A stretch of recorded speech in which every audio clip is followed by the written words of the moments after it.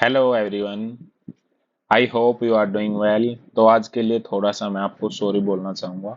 आज मैं ट्रेवल कर रहा था, बट अपना न्यूज़पेपर डिस्कशन नहीं छूटेगा किसी भी कीमत पे। तो आज थोड़ा सा लेट हो गया हूँ, तो आप सुन सकते हो इसको। आज है 26 सितंबर।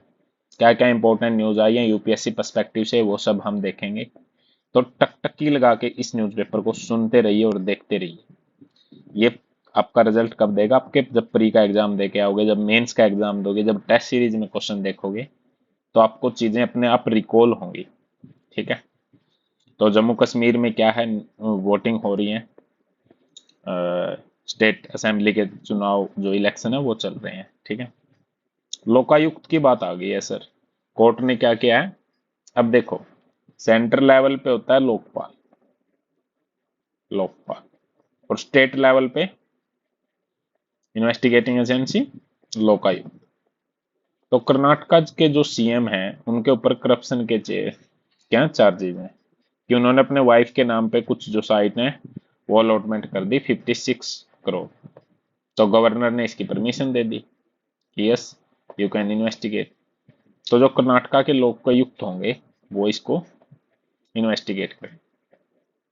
तो क्यों ना लोकायुक्त और लोकपाल के बारे में थोड़ा सा पढ़ लिया जाए। आइए पढ़ते हैं लोकायुक्त और लोकपाल के बारे में। लोकायुक्त और लोकपाल पे सर बात तो ना, जब एआरसी ने रिकमेंडेशन दी थी कि लोकपाल और लोकायुक्त एस्टेब्लिश किए जाएं स्टेट और सेंटर और स्टेट लेवल पे। ठीक है।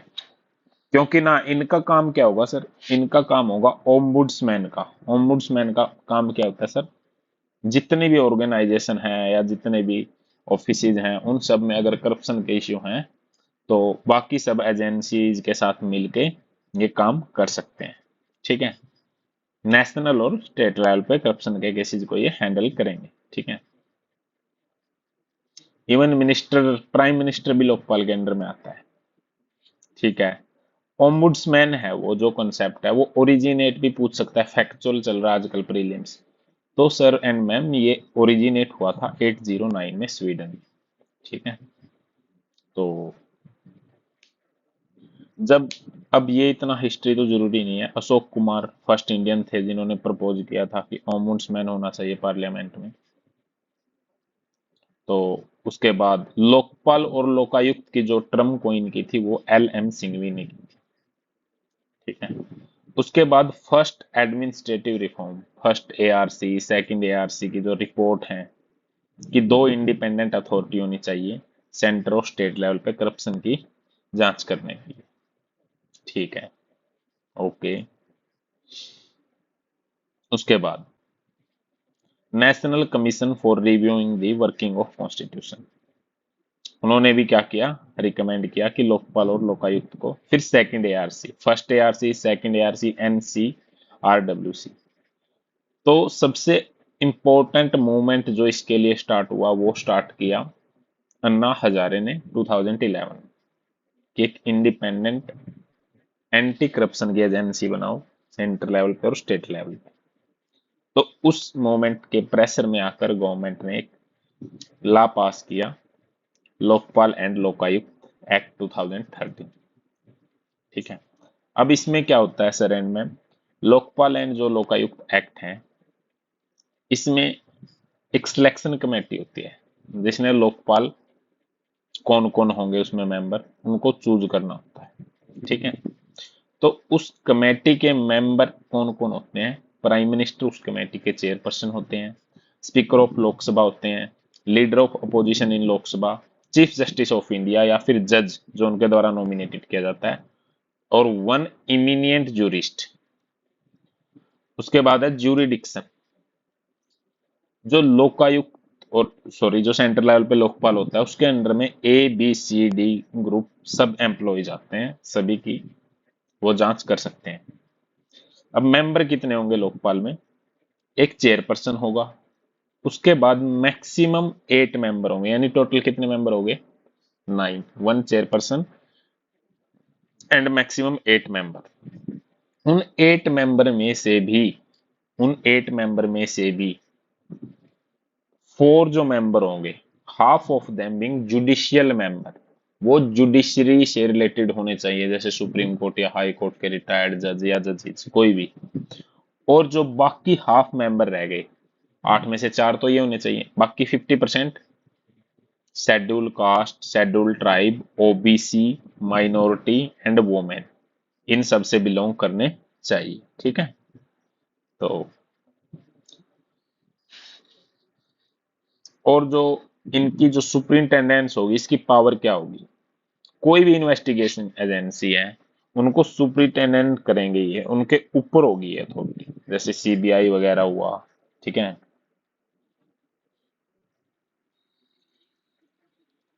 तो लोकपाल केसेस है वो सीबीआई को रेफर कर सकता है। उसके बाद क्या है, FCRA foreign contribution regulation act 2010, इसमें ज्यूरिडिक्शन इंक्लूड करती है फॉरेन डोनेशन अगर आ रहा है 10 लाख से ज्यादा पर ईयर, 10 लाख से ज्यादा पर ईयर अगर फॉरेन डोनेशन आ रहा है एफसीआरए के अंडर में, तो उसकी जांच भी लोकपाल कर सकता है। तो और इसी एक्ट से सभी स्टेट्स को बोला गया कि वो 1 साल के अंदर अंदर, जैसे सेंटर लेवल पे लोकपाल है वैसे ही स्टेट लेवल पे क्या होगा, लोकायुक्त होगा। ठीक है। अब क्या है, लोकपाल एंड लोकायुक्त एक्ट में फिर एक अमेंडमेंट भी आया 2016 में। लीडर ऑफ जो लार्जेस्ट अपोजिशन पार्टी थी, क्योंकि कांग्रेस को उतनी सीट भी नहीं मिल पा रही थी कि वो अपोजिशन पार्टी का दर्जा प्राप्त कर ले, 2014 में भी और 19 में भी। तो leader of largest opposition party को उसमें शामिल किया गया, क्योंकि अपोजिशन थी नहीं। ठीक है। उसके बाद इस बिल ने मॉडिफाई किया सेक्शन 44 है जो एक्ट का, जिसमें बोला जाता है कि 30 दिन के अंदर अंदर पब्लिक ऑफिशियल को अपने एसेट और लाइबिलिटी की, मतलब कि वो बताने होंगे कितने एसेट हैं कितने लाइबिलिटीज हैं। और इन्होंने ये जो अमेंडमेंट था, the amendment eliminate 30 day time frame in section 44, उसको इलिमिनेट कर दिया। जितनी आउटलाइन टाइमलाइन गवर्नमेंट डिसाइड करेगी उसके अकॉर्डिंग वो बता सकते हैं। उसके बाद सीवीसी के फंक्शन में भी चेंज किया गया, जैसे ही लोकपाल एंड लोकायुक्त का एक्ट है वो लागू हुआ। ठीक है। तो उसके जो सेक्शन 8A हैं और सेक्शन 8B हैं वो ऐड किए गए सीवीसी एक्ट 2003 में। सीवीसी क्या है? सीवीसी है सेंट्रल विजिलेंस कमीशन। तो वो क्या एम्पावर करता है, जो ये नए सेक्शन ऐड किए गए सीवीसी एक्ट में, वो सीवीसी को एम्पावर करते हैं, जिस भी केस को लोकपाल सीवीसी को रेफर करेगा, group BCD services centre government की, कॉरपोरेशन कंपनी या इन सब की, उनकी सीवीसी जांच कर सकता है। और जो सीवीसी है वो सुप्रिटेंडेंस भी कर सकता है सीबीआई को भी। सीवीसी किसको सुप्रिटेंडेंस कर सकता है? सीबीआई को भी। ठीक है। किस केस में? Investigation of offence alleged with prevention of corruption act 1988 to ensure greater objectivity and accountability. एक अलग से एक्ट आया था प्रिवेंशन ऑफ करप्शन एक्ट, उसके रिगार्डिंग। ठीक है। तो करप्शन के लिए आज के टाइम पे क्या क्या गवर्नेंस फ्रेमवर्क है? प्रिवेंशन ऑफ करप्शन एक्ट है, सीबीआई है, सीवीसी है, एनएचआरसीबी है, राइट्स अगर वो रिलेट हुए तो, ऑल इंडिया रूल्स हैं, central vigilance, central civil service rules हैं, एडमिनिस्ट्रेटिव ट्राइब्यूनल हैं। ठीक है। तो ये सारा था अपना लोकपाल एंड लोकायुक्त के बारे में। अब चलते हैं वापस से अपनी न्यूज पे। आई होप कि ये चीजें आपको समझ में आ गई। उसके बाद हाई कोर्ट के बारे में सर, हाई कोर्ट में मैक्सिमम जजेस कितने होंगे ये कौन डिसाइड करेगा सर? President of India. तो sir and ma'am, high court में जो चीफ जस्टिस होंगे उनकी अपॉइंटमेंट कौन करेगा? कितने हाई कोर्ट हैं sir and ma'am? 25 high court हैं sir and ma'am. Article sir 214 से 231 तक पार्ट 5 में है सर एंड मैम। ठीक है। तो ये हाई कोर्ट के बारे में। क्योंकि ये डेली हम पढ़ते हैं तो अब इतना ज्यादा इसको नहीं पढ़ेंगे, ये बार बार आ रहे हैं। स्ट्रीट वेंडर की जो स्कीम थी यूपी गवर्नमेंट की, वही हिमाचल ने कॉपी कर ली है कि उनको भी आईडी मैंडेटरी कर दी है। Sir and ma'am, street vendor के लिए एक बड़ी इंपॉर्टेंट स्कीम चलाई थी सेंट्रल गवर्नमेंट ने कोरोना के टाइम पे, पीएम स्वान निधि योजना। इतने एग्जाम में ये पूछी गई। और ये किस मिनिस्ट्री के अंदर में आती है सर? ये आती है ministry of housing and urban affair. तो इस मिनिस्ट्री के अंडर में आती है पीएम स्वनिधि। इसमें क्या था सर एंड मैम? 10,000 का उनको लोन था। ठीक है, 10,000 रुपीज का उनको लोन था। अगर वो चुकता कर दे रहे थे टाइम पे तो उनको फिर से लिमिट बढ़ा दिए जा रहे थे, और इंटरेस्ट रेट बहुत कम था, ना के बराबर। ठीक है, नेक्स्ट चलते हैं। मिनिमम वेज है वो वर्कर के लिए इन्होंने बढ़ा दिया है। अब मुझे बताओ, लेबर किस लिस्ट में आता है, स्टेट, सेंटर या फिर यूनियन? नेक्स्ट इंपॉर्टेंट न्यूज पे चलते हैं। सीबीआई हमें पता होना चाहिए, बहुत बार डिस्कस कर चुके हैं। इलेक्शन कमीशन के बारे में हम डेली डिस्कस करते हैं, सुप्रीम कोर्ट के बारे में हम डेली डिस्कस करते हैं। होलीगेनिज्म, आपकी वो कैब बढ़ा देते हैं। Hooliganism, safety concern forcing us to stay away from DU poll, female student ने बोला है। होलीगेनिज्म क्या होता है सर? होलीगेनिज्म होता है सर एंड मैम उपद्रव करना, तहस नहस करना, माहौल को बिगाड़ना। ठीक है, नेक्स्ट बड़ा इंपॉर्टेंट और प्यारा आर्टिकल है, वन नेशन वन इलेक्शन का जो मिसप्लेस्ड मूव लिया है गवर्नमेंट ने। ये ना मेंस में क्वेश्चन आ सकता है। अब की बार आया ही है मेंस में, अब की बार ही आया, अगली बार फिर से आ सकता है। सबसे पहले तो क्या है, फर्स्ट, कि वन नेशन वन इलेक्शन जो गवर्नमेंट ने लागू किया है, क्या वो इंडिया की फेडरल पॉलिटी को इंपैक्ट करेगा?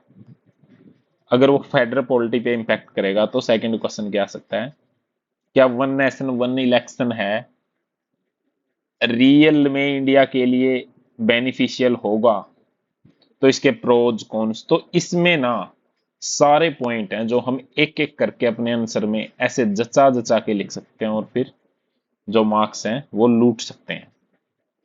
तो ठीक है, ये बात है 2014 की सर एंड मैम। जब 2014 में मोदी जी प्राइम मिनिस्टर आए थे तो ये आइडिया वहीं से उन्होंने स्टार्ट किया था कि वन नेशन वन इलेक्शन। अब ऐसा क्यों हुआ सर एंड मैम? ऐसा इसलिए हुआ क्योंकि उनको बार बार अलग अलग स्टेट की कैंपेनिंग में जाना पड़ता था, तो उनका प्रीशियस टाइम वेस्टेज में जाता था। ओके, ठीक है। तो फिर ऐसे कर करके बात चली और एक कमेटी बनी श्री श्री रामनाथ कोविंद जी के नेतृत्व में, लीडरशिप में। रामनाथ कोविंद कौन थे सर? ये सेकंड दलित प्रेसिडेंट थे। ठीक है, इंडिया के फर्स्ट कौन थे बताओ? तो उसमें बहुत सारे मेंबर थे, होम मिनिस्टर था, सीवीसी थे, ये सब मेंबर थे। तो उन लोगों ने एक बड़ी ही अच्छी रिपोर्ट निकाल ली। अब इसमें एक पॉलिटिकल बात कह दी जो हमें आंसर में नहीं लिखनी है। इन्होंने बोल दिया कि ये वन नेशन वन इलेक्शन अगर बीजेपी मेजोरिटी में आई तो लागू करेगी, ये इनके मैनिफेस्टो में। तो बीजेपी मेजोरिटी में आई नहीं, बीजेपी मेजोरिटी में आई नहीं, तो इट मींस क्या हुआ, इस स्कीम को वोटर्स ने रिजेक्ट कर दिया। ये मानना है, इस स्कीम को वोटर्स ने रिजेक्ट कर दिया। ठीक है, एक 18,626 पेजेस की एक रिपोर्ट निकाली फिर इस कमेटी ने, और फाइनली अप्रूव कर दिया कि वन नेशन वन इलेक्शन एक अच्छी चीज है। और ये डिसाइड किया गया कि सबसे पहले हम लोकसभा और स्टेट लेजिस्लेटिव असेंबली के पोल कराएंगे एक साथ। जितनी भी स्टेट लेजिस्लेटिव असेंबली हैं और लोकसभा, सभी के एक साथ पोल होंगे। उसके बाद इलेक्शन होंगे with in 1 month. Sir and ma'am with in 1 month बोला इन्होंने कि हम जो state and state legislature, sorry state legislature, local assembly जितनी भी हैं उनके सबके पोल करेंगे, पंचायती राज। तो अच्छा, प्रोग्राम तो इन्होंने बना लिया, ठीक है। तो सर एंड मैम इसको अगर इम्प्लीमेंट करना है ना तो एक प्रोसीजर तो एस्टेब्लिश करना पड़ेगा ना। प्रोसीजर एस्टेब्लिश बाय लॉ, बताओ किस आर्टिकल, तभी तो हम लागू कर सकते हैं किसी भी बिल को। तो बिल को लोकसभा में राज्यसभा में पास करना पड़ेगा। तो सर एंड मैम जो भी अपने स्टेट लेजिस्लेटिव असेंबली का टेन्योर है वो फिर कम होगा। अगर वो टेन्योर कम हुआ, जैसे मान लो कोई 27 में किसी की सरकार बनी, उसके तो 2 ही साल मिले उसको तो। जबकि आर्टिकल 172 में सीधा सीधा लिखा है कि स्टेट लेजिस्लेटिव असेंबली का टेन्योर कितना होगा, 5 ईयर। चलो वो भी देखी जाएगी। बाकी क्या है सर एंड मैम, जब हम इसको 18th लोकसभा में इंट्रोड्यूस करेंगे तो ये तो ऐसे तो है कि नहीं कि जर्नल बिल है, तो इलेक्शन से रिलेटेड है। तो इसके लिए तो sir and ma'am special majority चाहिएगी। स्पेशल भी किसकी, टोटल मेंबरशिप की भी और प्रेजेंट एंड वोटिंग की भी। अच्छा, ये बात है हाँ। यानी कि अगर 543 मेंबर हैं तो सर एंड मैम 362 मेंबर जरूरी से जरूरी रिक्वायर होंगे। कोई बात नहीं, लेकिन सर एंड मैम ध्यान देने की बात यह है जो अभी रूलिंग पार्टी है उसके पास तो सिर्फ 292 मेंबर हैं। और 362 और 292 में बताओ सी सेट कितना गैप है। और अपोजिशन पार्टी तो इसको क्या कर रही है, आइडिया को अपोज कर रही है। तो फिर ये इतने मेंबर लाएंगे कहां से। तो मेन बात ये हो सकती है कि ये बिल अटक जाएगा। टोटल सीधी सी बात है, बिना अपोजिशन के ये बिल पास नहीं हो सकता। ठीक है, उसके बाद जो आर्ग्यूमेंट हाई लेवल कमेटी ने दिए हैं सर एंड मैम, वो आर्ग्यूमेंट में भी दम नहीं लगा हमें। दम दम मतलब थिन है सर, स्ट्रोंग नहीं है सर। वो बोल रहे हैं कि हम पैसे का जो फालतू का खर्चा होता है, हुमंगस, ऐसे ऐसे टर्म, हुमंगस अमाउंट ऑफ मनी, हम उसको बचा लेंगे। अच्छा सर एंड मैम, आर्टिकल 324 के according parliament and state legislator के election election commission of India conduct करता है और उनकी मनी सैंक्शन की जाती है पार्लियामेंट के द्वारा। फाइनेंशियल ईयर 23-24 में जो इलेक्शन हुए थे उनके लिए मनी फाइनेंस की गई थी 466 करोड़। उसी तरह से 22-23 के लिए टोटल एलोकेशन था 320 करोड़। यानी कि अगर इंडिया कंट्री के हिसाब से देखे तो ये तो कोई इतनी ज्यादा मनी नहीं है जितनी भी मतलब होनी चाहिए। मतलब जितना हुमंगस वर्ड इन्होंने लिखा। और सेंटर सेंटर ही नहीं, स्टेट गवर्नमेंट भी इस एक्सपेंडिचर को इनकर करती है। क्योंकि जो स्टाफ मांगते हैं इलेक्शन कमीशन वाले और जो आरपीए के अंडर स्टेट गवर्नमेंट को एम्पावर होती है सब चीजों को मतलब इलेक्शन कमीशन को प्रोवाइड करने। तो ये सारे अरेंजमेंट स्टेट गवर्नमेंट को करने पड़ती है। इन सब अरेंजमेंट के बाद भी इतना ज्यादा खर्च नहीं होता, रियलिटी ये है। इसके अपोजिशन में उस इलेक्शन के टाइम पे जो पॉलिटिकल पार्टी फालतू का खर्चा करती है वो ज्यादा है सर एंड में। यानी कि मान लो अभी कोई भी पार्टी है, मान लो रूलिंग बीजेपी या फिर कांग्रेस, वो स्टार्टिंग में लोकसभा में पैसे खर्च करेगी, फिर राज्यसभा में, सॉरी सॉरी, फिर स्टेट लेजिस्लेटिव असेंबली में करेगी। तो फिर अगर साथ में इलेक्शन होंगे तो दोनों का पैसे एक ही बार में खर्च होगा ना, चाहे वो इलीगल पैसा भी हो। तो कुछ तो पैसा बच जाएगा। लेकिन क्या सरन मैम उस बचे हुए पैसे से ये पार्टी रोड बना देगी, कोई कंस्ट्रक्टिव काम करेगी? नहीं। अब देखो 1967 तक साइमल्टेनियस इलेक्शन हुए हैं। ऐसा नहीं है कि वो पैसा बचा के गवर्नमेंट जो पॉलिटिकल पार्टी है उन्होंने बड़े बड़े काम कर दिए, पता नहीं क्या कर दिया। तो, तो जो ये अजम्पशन है कि हम पैसे बचाएंगे उसको इंफ्रास्ट्रक्चर में लाएंगे, ये इसका कोई इंपेरिकल एविडेंस नहीं है। सरेंडमेंट इंपेरिकल एविडेंस का मतलब है डाटा और फैक्ट के हिसाब से ये बात सत्य प्रतीत नहीं होती। तो सेकंड रीजन क्या है, अब ये बोलते हैं देखो बार बार इलेक्शन होते हैं तो जो डेवलपमेंट प्लान है, प्रोजेक्ट हैं, वो रुक जाते हैं, मॉडल कोड ऑफ कंडक्ट लग जाता है। इसका भी कोई इंपेरिकल एविडेंस नहीं। क्यों? सर एंड मैम, और जो जब 1967 तक हुए थे, कोई काम कहाँ रुकता है सर एंड मैम, जो ऑलरेडी चल रहा हो, कुछ चीजों पे रिस्ट्रिक्शन लगती है। डेवलपमेंटल मोमेंटम को कि किसी इलेक्शन ने रोक दिया हो, नहीं। It is interesting to note that in this context that demonetization of 85% of India's currency was done close to the Uttar Pradesh assembly election. तो सर एंड मैम, जो ब्लैक मनी को व्हाइट मनी में चेंज किया गया, वो किस वजह कब किया गया? उत्तर प्रदेश के इलेक्शन के पास।